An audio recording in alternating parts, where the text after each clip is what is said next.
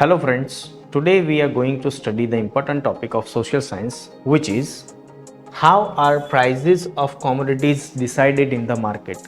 चीज़ों की price market में कैसे डिसाइड की जाती है. So the first thing we are going to study the law of demand and supply. What is there in law of demand and supply? So simply, when demand of commodities increases in the market and supply decreases, generally the prices go high in the market. जब किसी चीज़ की demand बढ़ती है और उसका supply या production कम होता है तो चीज़ों के भाव मार्केट में बढ़ते हैं. And what is the next thing?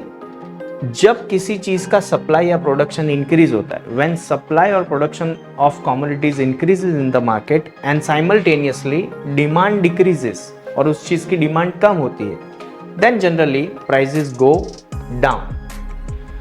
When supply and demand remains stable or in balanced manner, then the prices of the commodities are remain under control. तो the law of demand and supply को हम example के तौर पे समझते हैं.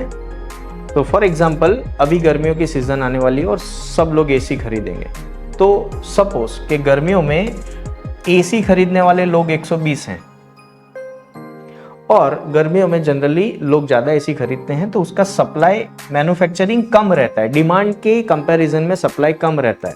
तो जो एसी सपोज के 52,000 में है, वही एसी डिमांड ज़्यादा होने की वजह से गर्मियों में 54 या 55 या 56,000 जैसी इंटेंसिटी ऑफ डिमांड होगी, उसी हिसाब से प्राइसेस बढ़ेंगे.